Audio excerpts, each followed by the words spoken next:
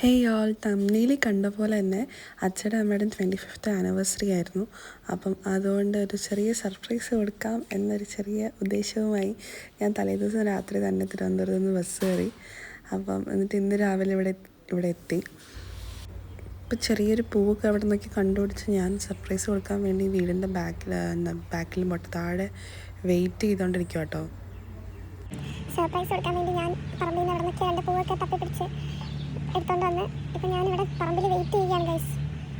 അവിടെ നിന്ന് എനിക്ക് സിഗ്നൽ കിട്ടുമ്പോഴാണ് ഞാൻ ഇവിടെ പോകുന്നത്. ഞാൻ വീട്ടിലേക്ക് പോകുന്നത്. ഇപ്പോൾ അവർ അച്ഛൻ അമ്മ രണ്ട് സ്ഥലത്ത്, അതായത് അച്ഛൻ പുറത്തെന്തൊക്കെ പണിയായിട്ടിരിക്കുകയാണ്, അമ്മ അകത്ത് തിരക്കാം. അപ്പോൾ ഇവർ രണ്ടും ഒരുമിച്ച് വീടിൻ്റെ അകത്തേക്ക് എത്തുമ്പോഴാണ് എനിക്ക് സിഗ്നൽ കിട്ടുന്നത്. അപ്പോൾ ഞാൻ സർപ്രൈസ് ആയിട്ട് പോകും. പക്ഷേ സർപ്രൈസ് മാറി എന്തെങ്കിലും ക്ലാസ്സുകൾ നിങ്ങളോട് വന്നു എന്ന് ചോദിച്ചാൽ അടി കിട്ടാതെ ഇരുന്നാൽ മതിയായിരുന്നു. ഗൈസ്, നമുക്ക് സിഗ്നൽ കിട്ടിയിട്ടുണ്ട് വീട്ടിൽ. അപ്പോൾ നമ്മൾ പറമ്പിൽ നിന്ന് വീട്ടിലേക്ക് പോകാൻ പോവുകയാണ്. എൻ്റെ ഇടയ്ക്ക് എവിടെയെങ്കിലും വെച്ച് പണിയാൽ മൊത്തത്തിൽ പോകണം ഗൈസ്. ഇവരെല്ലാം വളരെ ശരിയാണ്. നമുക്കിപ്പം അടുത്തൊരു സിഗ്നൽ കിട്ടി നമ്മൾ ഇറങ്ങി കഴിഞ്ഞപ്പം ഒന്നോടെ ഒരു 5 മിനിറ്റ് വെയിറ്റ് ചെയ്യാൻ പറഞ്ഞു. അപ്പോൾ നമ്മൾ വീടിൻ്റെ തൊട്ട് താഴെ നമ്മൾ 5 മിനിറ്റ് വെയിറ്റ് ചെയ്തുകൊണ്ടിരിക്കാം. അറിയില്ല പാളോന്ന്, കാരണം ആരെങ്കിലും ഈ വഴിക്കൊന്ന് പാസ് ചെയ്താൽ ഞാനത് വളരെ വിസിബിളായിട്ടാണ് ഇവിടെ ഇങ്ങനെ വെയിലൊക്കെ അടിച്ച്. അപ്പോൾ എവിടെ നിന്ന് നോക്കിയാൽ എന്നെ കാണാൻ പാകത്തിനാണ് ഞാൻ നിൽക്കുന്നത് ഇപ്പം. പക്ഷേ ഇവിടെ നിന്ന് അങ്ങോട്ടോ ഇങ്ങോട്ടോ മാറിയാലോ പ്രശ്നമാണ്. വെയിറ്റ് അല്ലേ.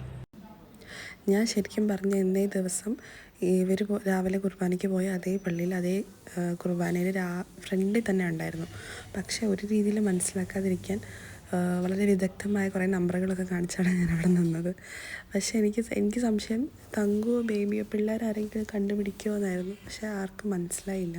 അപ്പോൾ പള്ളി കഴിഞ്ഞ് ഇവർ വന്നു. ഞാൻ പള്ളിയിൽ കഴിഞ്ഞ് ഇവർ വീട്ടിലെത്തിയ ഉടനെ തന്നെ ഞാൻ വിഷ് ചെയ്യാൻ, അതായത് ഞാൻ തിരുവനന്തപുരത്ത് നിന്ന് വിളിക്കുന്നു എന്ന പോലെ വിഷ് ചെയ്യാനൊക്കെ വിളിച്ച് വെച്ചതിന് ശേഷമുള്ള രംഗങ്ങളാണ് നിങ്ങൾ കണ്ടുകൊണ്ടിരിക്കുന്നത്. അപ്പം അങ്കിളുടെ ബർത്ത്ഡേ ആയതുകൊണ്ട് അങ്കിളിനൊരു സർപ്രൈസ് കേക്ക് അങ്ങോട്ട് കൊടുത്ത് സർപ്രൈസ് ചെയ്തുകൊണ്ടിരിക്കുന്നതിൻ്റെ ഇടയ്ക്കാണ് ഞാനൊരു സർപ്രൈസുമായിട്ട് വരാൻ പോകുന്നത്.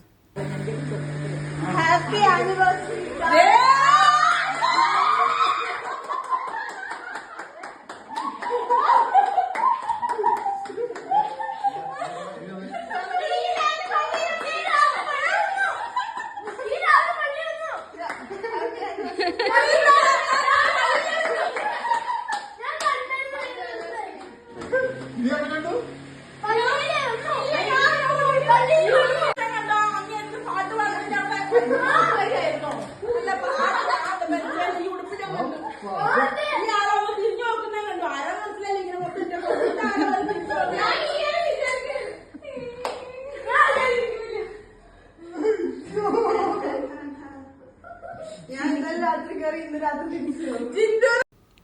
വീട്ടിൽ നല്ല രീതിക്ക് കുറച്ച് മെയിൻ്റനൻസ് വർക്ക്സ് ഒക്കെ നടക്കുന്നുണ്ട്. നല്ല പൊടി ഉണ്ടായിരുന്ന ഒരു സമയമാണ്. പക്ഷേ അതുകൊണ്ട് തന്നെ എനിക്കൊരു പ്ലാനും ഇല്ലായിരുന്നു. അങ്ങനെ ഒരു പ്ലാനേ ഉണ്ടായിരുന്നില്ല. പിന്നെ തലേ ദിവസം വൈകുന്നേരം ആയപ്പോൾ ഞാൻ ഓർത്തു രണ്ടും കൽപ്പിച്ച് പോയേക്കാം എന്ന് വിചാരിച്ച് പോയത്.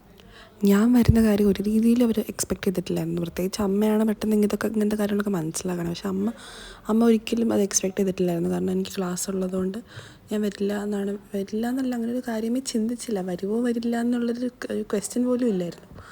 പക്ഷേ വന്നപ്പോൾ ഭയങ്കര സർപ്രൈസ്ഡായി. കാരണം അമ്മയാണ് ആ വീഡിയോയിൽ കണ്ടാൽ മനസ്സിലാവും, അമ്മയാണ് ഏറ്റവും കൂടുതൽ കാറുന്നത്. അപ്പോൾ പക്ഷേ ഇത് വന്നപ്പോൾ തന്നെ ബേബിയും തങ്കുവും ഇവരെല്ലാവരും പറഞ്ഞു ഈ ഡ്രസ്സ് ഞാൻ പള്ളിയിൽ കണ്ടായിരുന്നു എന്ന് പറഞ്ഞു. പക്ഷേ പള്ളി വെച്ചവർക്ക് ആർക്കും എന്നെ മനസ്സിലായില്ല എന്നുള്ളതാണ് നമ്മുടെ ഒരു ഹൈലൈറ്റ്. അപ്പോൾ മനസ്സിലായിരുന്നെങ്കിൽ എല്ലാം പാളിയാണ്. ഞാൻ വെറുതെ ആയിരുന്നു ഇവിടെ വരെ ഇത്ര കഷ്ടപ്പെട്ട് വന്നത് വെറുതെ ആയേനെ. എന്തായാലും സർപ്രൈസ്ഡായി. കാരണം അച്ഛങ്ങനെ പിള്ളേങ്ങനെ ഞെട്ടിയിരിക്കുമായിരുന്നു. കാരണം അതിന് തൊട്ട് മുമ്പാണ് ഞാൻ ഹാപ്പി ആനിവേഴ്സറി ഗായ്സ് എന്നൊക്കെ പറഞ്ഞ് വെല്ലുവിളിയൊക്കെ വിളിച്ചിട്ട് പോയത്. അപ്പം ഞാൻ ക്ലാസ്സിൽ പോകാൻ റെഡി ആവുക എന്നൊക്കെയാണ് പറഞ്ഞിരുന്നത്. അപ്പോൾ ഇത്രേ ഉള്ളൂ, ചെറിയൊരു വ്ളോഗായിരുന്നു. Thanks for watching.